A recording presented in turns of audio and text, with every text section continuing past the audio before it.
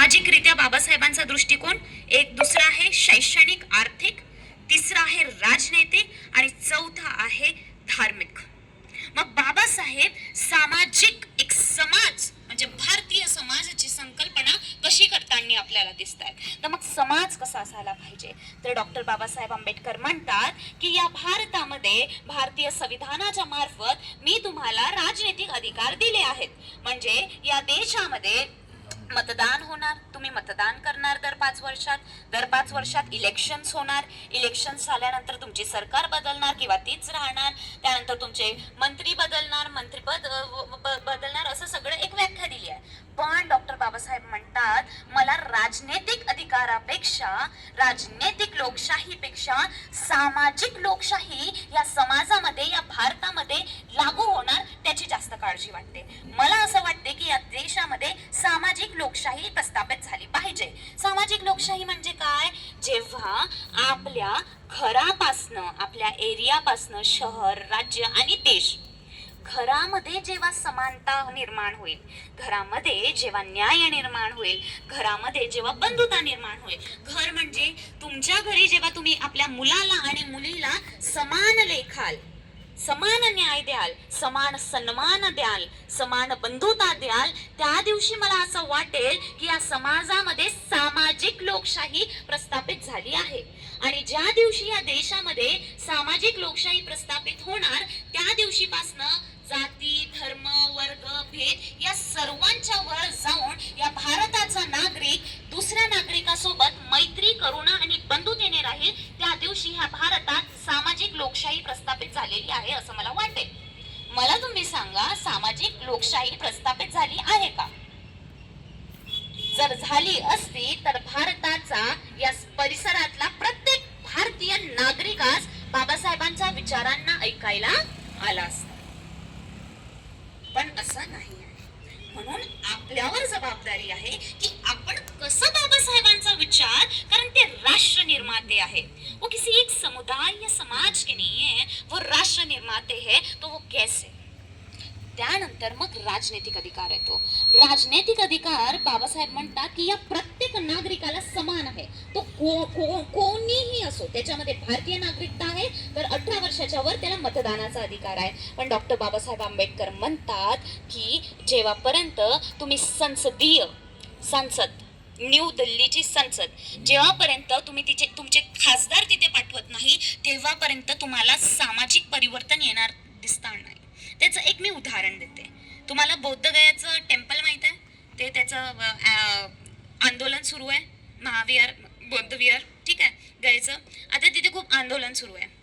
ते कशाच्या अंतर्गत आहे तुम्हाला माहित आहे? टेम्पल ऍक्टच्या अंतर्गत आहे, कायद्याच्या अंतर्गत आहे. तर कायद्यामध्ये जो बदल करायचा आहे, तर भारतीय संविधानाने कायद्यामध्ये बदल करायचा, भारतीय संविधानामध्ये तरतुदी आणायचा पॉवर, अधिकार हा कोणाला दिलाय? संसदला दिलाय. पार्लमेंट, दिल्लीची संसद, न्यू दिल्लीची संसद. मग जेव्हापर्यंत तुमचे कमीत कमी 50 खासदार तिथे जाणार नाही, तेव्हापर्यंत ते तुमच्याबद्दल बोलूच शकणार नाही, तेव्हापर्यंत ते तुमचा प्रस्तावच नाही पाठवू शकणार. जेव्हापर्यंत ते प्रस्ताव नाही पाठवू शकणार, तेव्हापर्यंत तिकडून बदल नाही येणार. मग तुम्ही इकडे कितीही काही करा.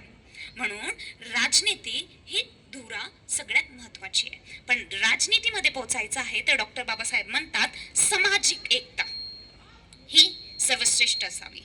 बाबासाहेब एका भाषणात म्हणतात, before it's too late I want my people to be United.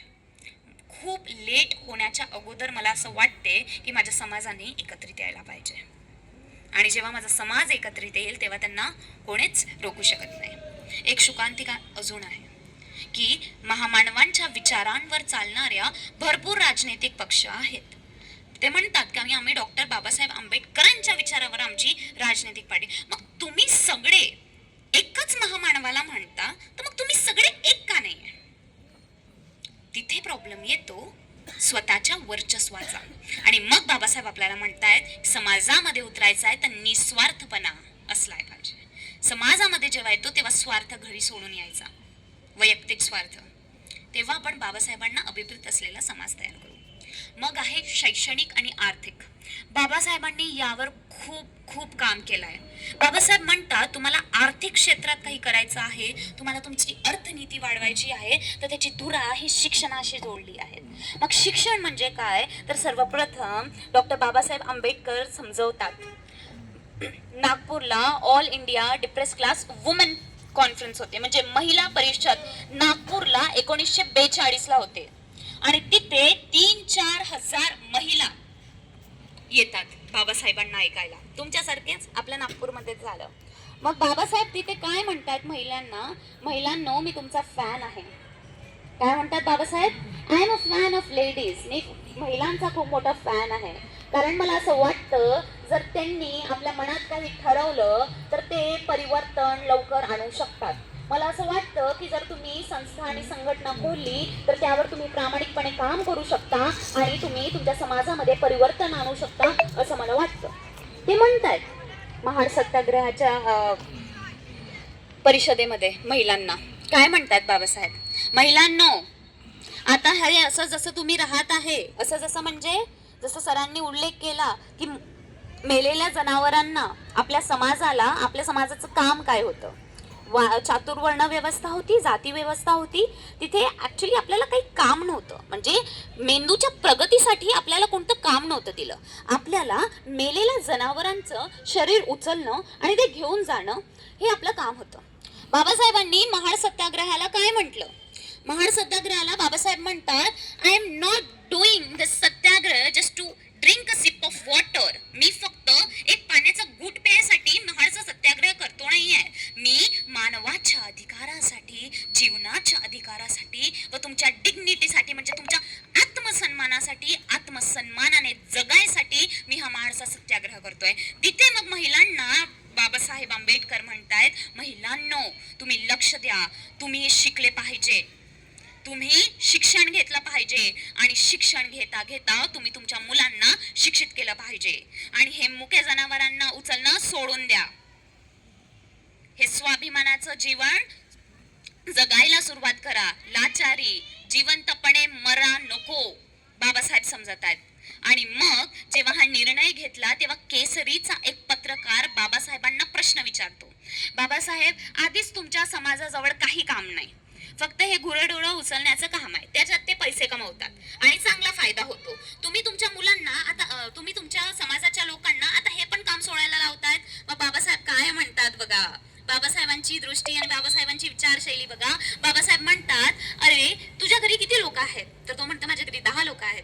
तर एक काम कर ना, तुला वाटतं ना ह्या क्षेत्रामध्ये, ह्या व्यवसायामध्ये खूप पैसा आहे, तर तू काय कर, तूच हे काम सुरू कर, तूच हे गुरेढोरं उचलण्याचं काम सुरू कर. तुला वाटतं ना याच्यात पैसा आहे, तुला वाटतं ना हा व्यवसायामध्ये खूप पैसा आहे, तर तुझ्या घरी तर 10 लोक आहे, तू तुला तर जास्त पैसा येईल, तर तू हे काम सुरू कर. तर तो काय म्हणतो, नाही मी महार नाही आहे, मी अतिशूद्र नाही आहे. मग बाबासाहेब म्हणतात हो ना, मग महार अतिशूद्र, पैसा कमवशील.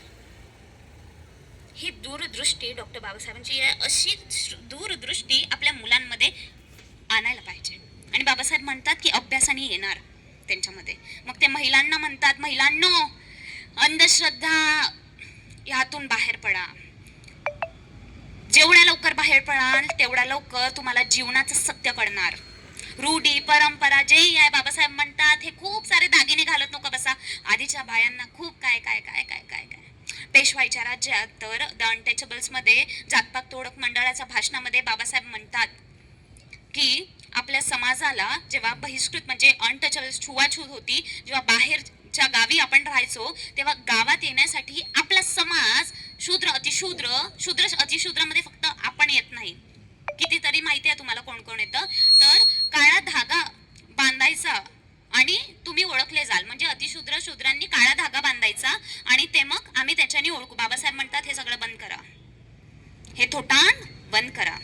आज ते ट्रेंड मध्ये चालत आहे, हे आपल्याला समजणं गरजेचं आहे. ट्रेंड मध्ये आहे ते.